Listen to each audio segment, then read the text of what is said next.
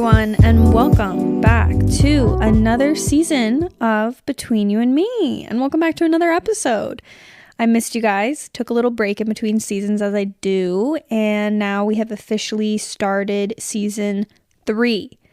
So yeah, I'm pretty excited about it. I do have a lot of fun, more interesting, deeper topics to talk to you guys about this season. To give you a little rundown, every season I kind of switch things up a little bit. Try to improve the podcast overall so that you guys enjoy it more and get more out of it. So I think this season, I'm pretty happy with how season 2 rolled out. I did new graphics and such during that time period.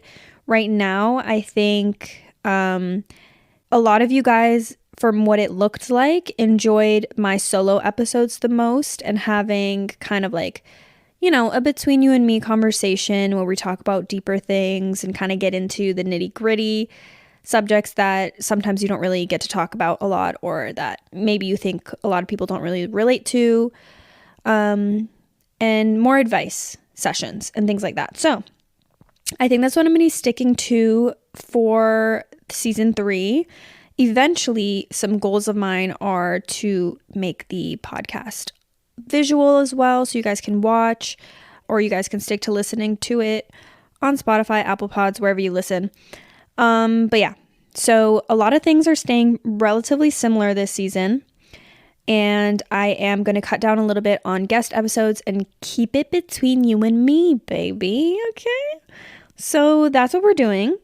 This episode, I want to talk to you guys about what I'm taking into 2023. So it's a new year, okay? It's a new year. We're fresh. We're furry-eyed, whatever the saying is.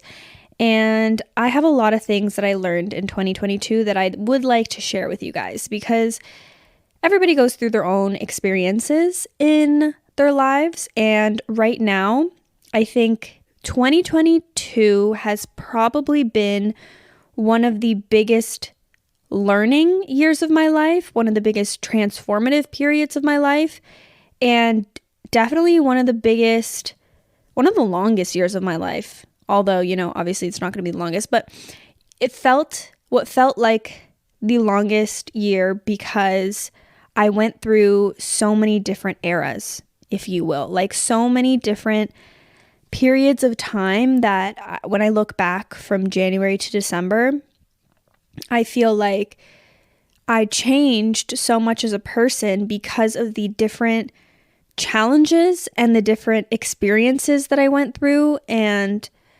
I really, a lot happened to me in 2022, which is weird to say because I remember when I was younger, it would be such a bittersweet feeling every time I hit the end of the year, because I would be like, damn, okay, there's another year that's passing and I feel like my life hasn't changed much and I don't feel very different, and I don't feel like I've progressed a lot, or I don't feel like I've done much with my year. And I can confidently say that I have been through a lot in 2022 to the point where I feel like I've done enough. I was ready to tie the fucking ribbon on top of the year and be like, goodbye 2022. You were great, you were horrible, you were exciting, you were crazy, you made me cry 500 times, but I'm ready for you to be a lesson to look back on and to take those lessons into 2023 and grow more and learn more and blah, blah, blah. You know what I mean? So because of everything that has happened in the previous year, I feel like I have some pieces of advice to share with you guys, which is what I'm going to do, okay?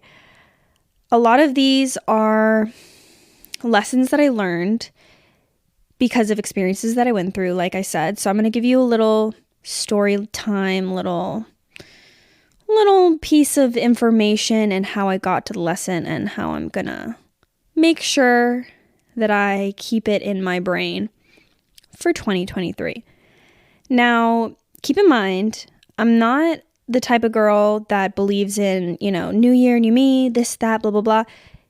Nothing really changed. The countdown happened. We're in a different year. You're still here and you still have the choice every day to do better or to change something, and you don't really need a new year in order to do so. I just think, going from 2022 to 2023 is a great period to reflect on the things that you've learned and make sure that you're moving forward in a way that you want to be moving forward. It's an opportunity for you to kind of make sure you're moving in the right direction. And that's what I'm going to take it as, because, everybody has goals. Everybody has things that they're trying to achieve. But just because it's a new year doesn't mean it's, I just don't like the whole idea and thought process of like, oh my God, it's a new year. I need to do this. I need to do that. Blah, blah, blah, blah. Because you can do this in the middle of March. You can do this in August. You can do this in September. It doesn't matter. It's just because it's this time of year, it reminds people to be more aware, to reflect, to adapt and change. So I'm taking the opportunity for what it is. Now, my first and very truest to my heart piece of advice and lesson that I've learned within 2022 is that everything happens for a reason. Now, I talked about this a little bit in my heartbreak episode because during the beginning of this year, I feel like my heartbreak was very fresh because it happened at the end of 2021. So obviously, just because it was a new year didn't mean that the heartbreak was gone. It took me time to process it. And I think that for a long time, I stuck by the words, everything happens for a reason, although I did not know the reason at the time. I really didn't know why it was happening to me. I had a vague idea, but it was like, you don't really understand the reason until you see the results of whatever happened to you. Okay. For me, for example, it was the ending of a relationship. It was being alone again. It was learning how to be alone again. So until you see the results of whatever happened to you, you're not really going to understand just yet why a certain thing happened in your life. But it's the element of trusting it, and it's believing that whatever happened had a purpose to happen. Because if you keep dwelling on something and thinking, oh, that shouldn't have happened to me, I didn't deserve that, I deserve better, this, that, blah, blah, blah, then I think that you're really going to be putting yourself in a negative headspace and not looking at it in a better way to change your perspective into a more positive one. Because everybody's going to have shit that happens to them. Everybody's going to have stuff that they just simply don't deserve happen to them, because that's life and that's the unfortunate way of things. But if you look at it in a perspective of, I know I needed to learn this lesson right here, and that's why I'm able to be where I am today, then you'll understand why that situation was meant to happen in your life. And yes, maybe it didn't have to be that bad. Maybe it didn't have to hurt that badly. But regardless, it happened for you to be where you are right now. And hopefully where you are right now is better than where you were in that moment. Everybody take a sip of water, okay? Because I just got hella parched, and I just thought about how a goal that everybody should have this year is to drink more water. I don't know. I think everything can be solved with getting enough water intake. That's just me. But it really will solve a lot of your minute little issues. Headaches, cramps, lack of energy, UTIs. Drink some fucking water, guys. Okay, something else that I learned this year, specifically this year too, because I think that everything happens for a reason situation I've been learning throughout life. It was just a little bit more significant this year, but something that I really learned this year, which kind of benefited me in a way, was to let go of my need for control. Now, I feel like I've talked about this a lot because it has a lot to do with anxiety. And if you guys know anything from this podcast, it's probably that I'm a very anxious person. Unfortunately, because I've been like this my whole entire life, I've kind of grown up that way. And then I had a really big dip in my mental health, when I was 20. I'm 23 now, for reference. But something that happens to you when you kind of create really anxious habits is that you crave and always want a need for control in order to feel safe. Because anxiety at the end of the day is you being fearful of things that you can't control in your future and events that could happen, or what could happen to certain people, or what could happen to yourself or your job, school, etc. So it's you not being able to see what will happen in the future and then fearing the worst. And then because of that, trying to gain control in any way possible, because it helps you feel safer and feel like you have some kind of essence of what will happen in the future. You have some kind of like knowing, you know what I mean? So I think because of that, I kind of grew into a lot of habits that caused me to want to maintain control. And I still do that to this day. Okay. Unfortunately, it's something that's really hard to kick out of your habits. So it is definitely something that still haunts me to this day. But I just have to remind myself that letting go of your need for control, and something that I learned from a pretty important person in my life today is, and he told me multiple times, to just flow. I don't know. He kind of pushed that into my brain when I met him, and he made it a mindset somewhat, to stop overthinking things and to stop needing this control to feel safe, and instead flow with the way that life is bringing you. Because if we go back, everything happens for a reason, right? So if you let things unfold the way that they should, and you flow with life, and at the end of the day, the only person you can control is yourself.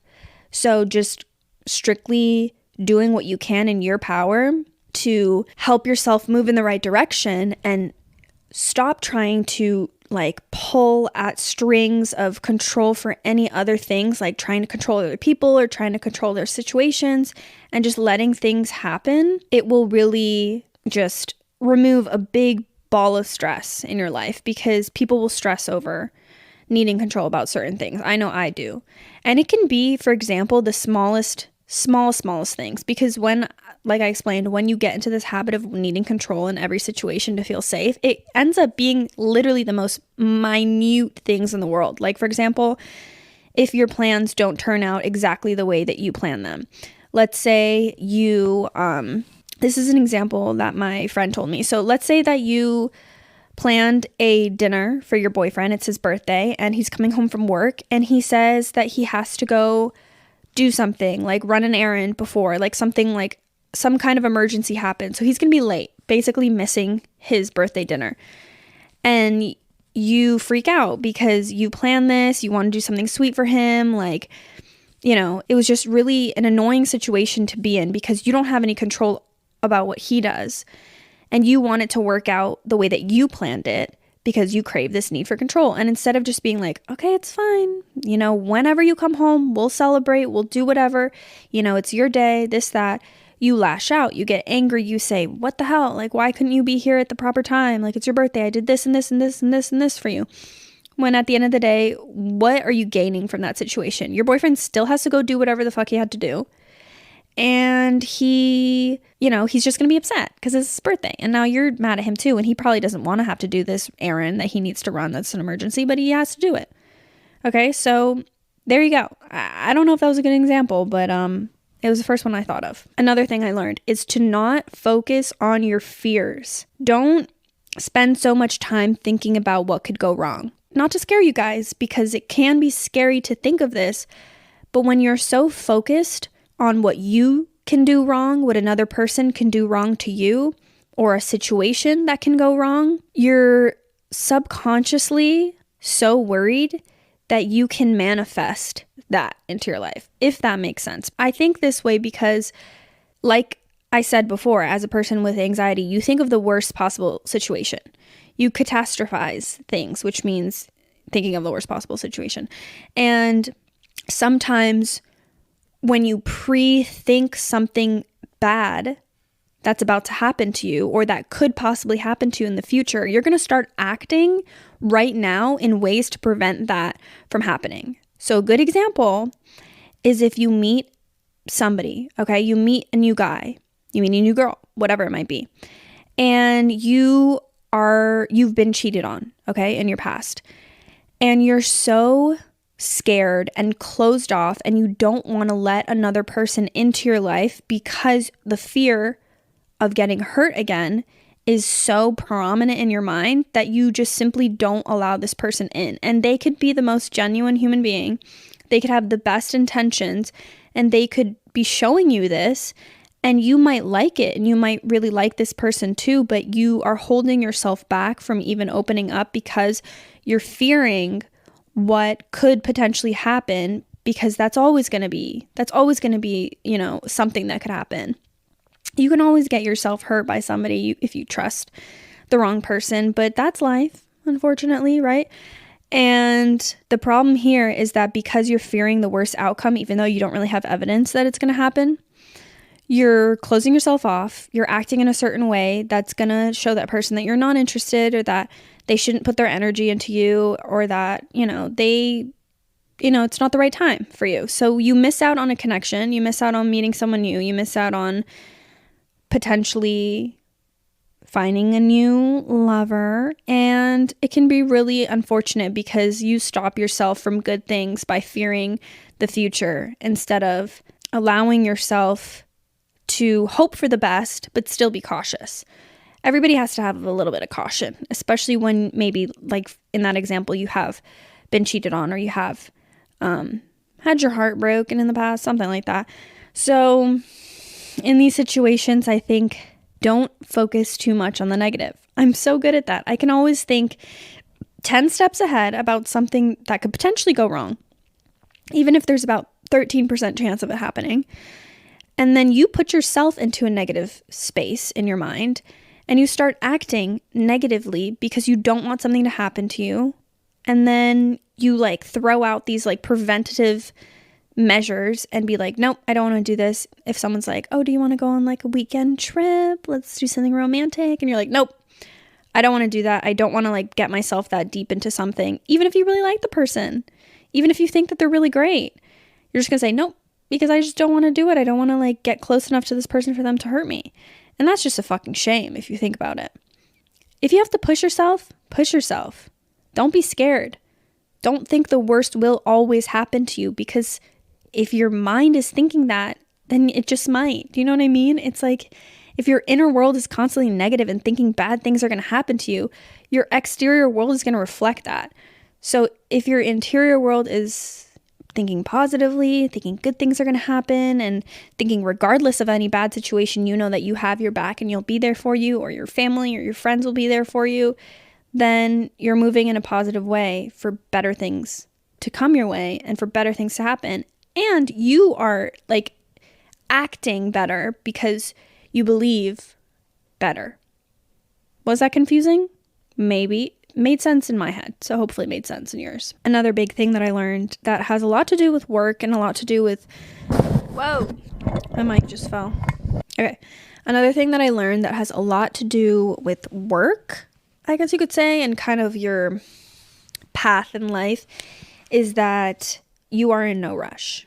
Okay. A lot of people listening, regardless of your age, but a lot of people listening are probably, according to my demographics, around 18 to 25. Now, we are in the building blocks of our life. We're in the time frame where we get to experiment and figure out what we want to do, live our lives to the absolute fullest, but just do as much as you can do. Learn, experience new things, try new things, get out of your comfort zone. Right now is that time frame. So don't feel like you're in a rush for anything.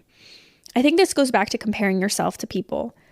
And a lot of the times what happens to me is I compare myself to the people that are in my age range and what they've achieved and what they have done in their life, which a lot of the times has to do with money and success.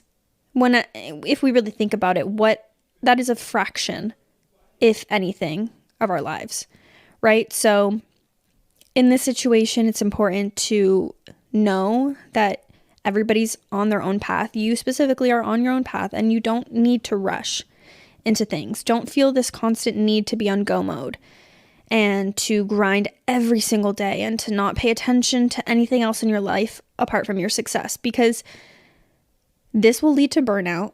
Let me tell you that, because this has happened to me probably a good 3 times this year. where I'm just so hyper focused on work and success and seeing, in my case, numbers, views, this, that, blah, blah, blah. And in other people's case would be maybe like a raise, a promotion, getting more money, this, stepping up in your career. And things like that will drive you rather than just being able to experience life in general, because that's really what we're here for. Okay, not the success, not the money, not the fame, if that's what it is, things like that. So try to remind yourself that it's okay to take breaks. It's okay to not push yourself past a certain level if you just don't have it in you. It's okay to also push yourself, okay? That's also obviously a good thing to a certain extent, obviously, to the point where you're still able to feel good at the end of the day and still feel like you have a sense of self and you didn't just push everything, all of your energy into being more successful or working harder or things like that. You know what I mean? Okay, so let's not push ourselves too hard this year. Let's do just enough. And I really think it goes back. Are you kidding me? My mic is falling again. I really think it goes back to balance. Okay, cool. All right, another thing I learned. I wrote my lessons down, by the way. So I'm looking at my computer on Notion, which is the app that I use. But I just like smiled when I read this, which is kind of stupid. But I wrote down love is the most important thing as one of my lessons. And when I say this, I'm a big lover, okay? I love love. I love being in love, and I love loving people, and I love seeing people in love, and I love loving anything at all. I love loving the nice weather. I love loving my cats. I love loving my room. I love loving a nice sweater. Things like that. Just loving, okay? I don't know if that was so extra, but what I mean to say here is that I guess we could go back to the last point in saying, I think the most important thing that we were put on this freaking earth for is to love people and be loved. And that doesn't necessarily mean relationships, because I know sometimes people don't need to be in relationships or are not ready for relationships. So, or are not looking or are not finding relationships, okay? So, it doesn't strictly mean relationship love. I mean loving your friends, loving your family, loving the lady that works at the corner flower store. Okay, does this make sense? I don't know if I'm describing this properly. I'm trying to say that a lot of the times we can get sucked into the way of life, really mundane, stupid things that don't matter. Like if your car breaks down or if your favorite show got canceled off Netflix. You know, like little things that are just can be really dramatic to certain people, or drama, bullshit, things like that, you know? And it's a good reminder to take into the new year that everything that you do, hopefully, you're moving in a way that's able to show somebody love. That was kind of beautiful. What I mean by that, let's say you are like me and you do social media for a job. My way of showing love is making this. Is talking to you guys and giving you advice and giving you little pieces of my life that have helped me learn and grow, and then giving that to you guys. So hopefully it'll help you. That's my love to give to you guys, because I love you guys. For example, if maybe you live by yourself and you know that one of your friends is sick, or one of your friends just went through a breakup, you pull up at their house with a freaking box of cookies. I don't know. What are you doing in your day-to-day life that is able to show love for other people? That's what I mean. You don't want to go through life ignoring that, because I think it's one of the most special things that we have. And that's free. Are you freaking kidding me? Not a lot of things are free. Love is free. I'm realizing there's a big pattern to my lessons here, and that they all kind of have an overlapping meaning. And it's kind of to like focus on what's actually important to you, because I really do think it's so easy to get distracted in life. And not that it's a bad thing. Sometimes it's good to get distracted, go into your little la la land, be a little delusional sometimes. But because of the world that we live in, and that it's so fast paced and that everyone's worried about themselves, we forget to worry about other things.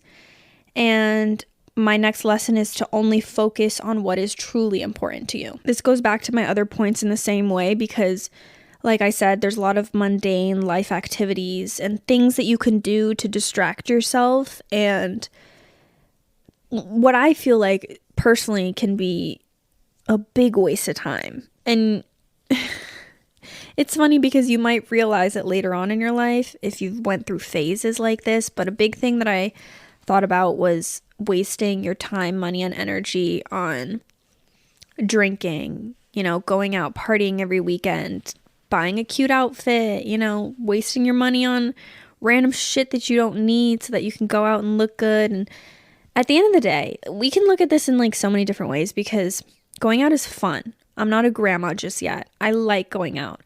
I like having fun with my friends. I like the occasional bender.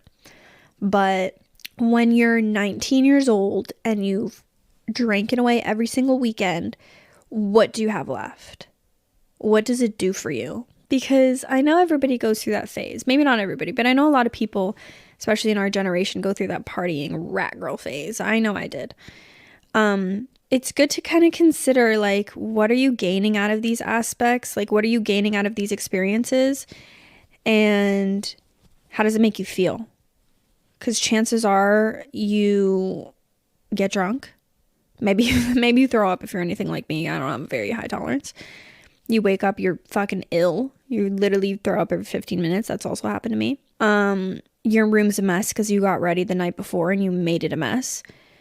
You have no energy. You have anxiety if you're anything like me. Oh, it's bad. You're pre-thinking everything that happened to you the night before, and you're worried about every single action that happened, and you're worried about the blackout. Okay, there's a good hour of time that you don't remember and you're wondering what you were doing. Now, don't get me wrong. Like I said, I will go out. I will have fun. I will get drunk. I will do fun shit like that. But it's like, it's just a cycle. And if you keep doing this every single weekend, and if you keep wasting money, time, energy, and at the end of the day, mental health, because something that I heard one time was that drinking takes your happiness from tomorrow. Something like that. It'll literally strip your dopamine for the next day, but you'll have hella dopamine that night. So you will be high off of dopamine from drinking and having fun, and the next day you have no more dopamine left, which a lot of the times leave people depressed and anxious the next day. I'm not trying to shit on the mood because I know a lot of people like going out, but I'm just saying balance. Tell yourself, if you've just went out for the past 4 weekends, do you need to go out again next weekend? Is it going to be exactly the same? Yeah, probably. Could you benefit from a night in with a glass of wine and some freaking Alfredo? Maybe a journal or two. A quick Netflix show, binging the show. There's other ways to have fun and there's other ways to relax and experience fun times with your friends than going out, wasting your money and getting wasted and probably dabbling in some drugs. Okay. Definitely something I learned this year because I went through a little rat girl phase for a couple weekends, and I think I realized it at this period in time because I had opportunities to go out again and like many opportunities to like stay out another night when I went out on a Friday and to stay out on a Saturday, and I chose not to because it just felt better. It's like I had fun the night before. I had a good time. I'm not really down to use my last little bottle of energy up on going out, and I'd rather kind of just stay in and do whatever I want to do and have a good calm night. Now, focusing on what's important to you also kind of relates to wasting time on drama, on gossip, on caring about what other people think about you or what they have to say about you, especially when these people have no impact in your life whatsoever. Okay. Now, I've had a couple instances this year where I've like heard like, oh, this girl hates you, or this person like doesn't like you, or this person like unfollowed you on Instagram because of this, blah, blah, blah. And I can confidently say to the bottom of my huge, voluptuous heart that I could give less of a shit, truly and honestly. If you don't like me, if you don't agree with me, or if you have any kind of negative perception on me, it's really not my responsibility to change that. And everybody's allowed to have their own opinions, and I don't like to be sucked into drama. I don't like to have anybody affecting the way that I feel if I really don't know you or I don't really have any kind of relationship with you. Like, why do you care about me? Because I don't really care about you. You know what I mean? So I've had a couple instances like that this year, but they never really turned into anything because I never gave them energy. And I'm sure if I gave them energy, it would turn into something that was just very unnecessary and it would waste my own energy. So that's my other little tidbit. If this person has really no impact in your life, let's say, if you don't consider them a friend, if you don't consider them a close acquaintance that actually has any benefit into your life, if they don't give you any positivity, if they don't heighten your life in any way, and if you don't care for them, then I don't think you should care about what they say. There's many more things to focus on in this lifetime than what people that we don't really care about say about us. And drama and bullshit. And even stuff that has nothing to do with us, we can get sucked into that too. So, yeah, keep your peace this year, guys. We don't need that. None of that. Okay, lastly but not leastly, a very, very nice, good lesson I learned this year was how important balance and routine is in your life. I think I found myself getting into a much nicer and more peaceful routine this year because I had a lot of free time and I spent a lot of time alone within like the first half of the year because it was the beginning of the year was a big healing time period for me. So you get used to a little bit of isolation and you start to enjoy it after a while and you start to find a lot of peace just being with yourself. And another thing that brings a lot of peace is having routines and things that you can do for yourself that make you feel better, that really don't rely on other people. That's a very important thing too, is that, you know, the things that you do in your day-to-day life don't always need to rely on others. You can simply just rely on yourself and it'll bring you a lot of comfort. For me, what kind of brought me the most comfort and made me feel the most balanced was adding in really like specific, intricate routines into my life that make me feel, I don't know, I guess it's like maybe a way of romanticizing your life in a way, or I don't know. I actually don't know what it is. I don't know what it is about having these little intricate routines in my day-to-day that make me feel a little bit more complete, I guess, a little bit more put together. And I guess it kind of is, in a sense, romanticizing because I do feel like I am in a movie scene when I do it. So what I do, for example, is a whole luscious hair care routine once a week. Okay. I do the whole shebang. I do the oiling of the scalp. I do the hair mask in the hair. I'm actually going to do it tonight, before I go to the gym. So I have a nice little slick in my hair and I come home and I wash it out and I'm going to feel so fresh and gorgeous and beautiful. A whole skincare routine, and that includes your body. Exfoliate everything, moisturize every inch of your body. Literally put hand cream or whatever your thickest type of cream is on your feet, okay? We forget about moisturizing our dogs, okay? Put it on your feet, put some fluffy socks on, sleep in that. You're going to have baby soft toes when you wake up. Little things like that I feel like when I had these like precious little intricate routines, that just make you feel good and you're showing love to yourself and you're taking care of yourself is important in terms of balance, because once again, we get sucked up into the little things of life and we forget to take care of ourselves. And sometimes they're not so little. I don't mean to say that all of us get sucked into like the tiny little like stupid aspects of life. Sometimes we have big problems that happen to us and that still will have the same effect because it'll strip our attention away from ourselves and our attention will be elsewhere for long periods of time. And it's important to come back and do things for yourself, like your little intricate routines or going to the gym every night because that's what you do for yourself, or, you know, meditation, things like that. But yeah, those were all my lessons that I learned this year and that I want to for sure carry into the next year. And I probably will be learning a lot more lessons, but I do have some goals that I wrote down too, because I want to obviously do a bit better this year. So some things that I wrote down were to have allotted time off of my phone and to be in no work mode, because a big thing I think I struggled with was not having that work-life balance throughout 2022, and it ended up, like I said, in a couple of burnout situations. So really being able to master that a little bit, that work-life balance, and making sure that I give myself time off of my phone. I want that to be a goal so badly because I want to know what it feels like to just have peace for a couple hours during the day where I'm not on my phone and not like talking to anybody online. I don't know. You know what I mean? It's like, it probably feels so refreshing and I don't really ever do that.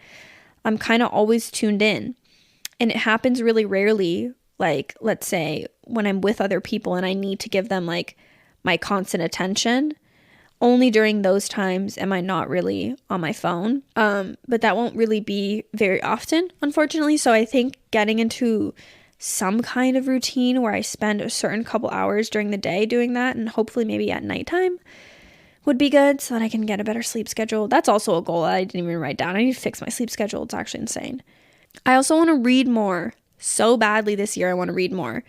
I think that I don't read enough. I don't spend enough time in some peace and quiet just reading something. I'm a big fan of self-help books, things that will teach me something about life. I also like novels, some love stories, but I don't really have any right now. I've finished all those ones that I have 6 years ago. So maybe I need to buy more books. But just reading.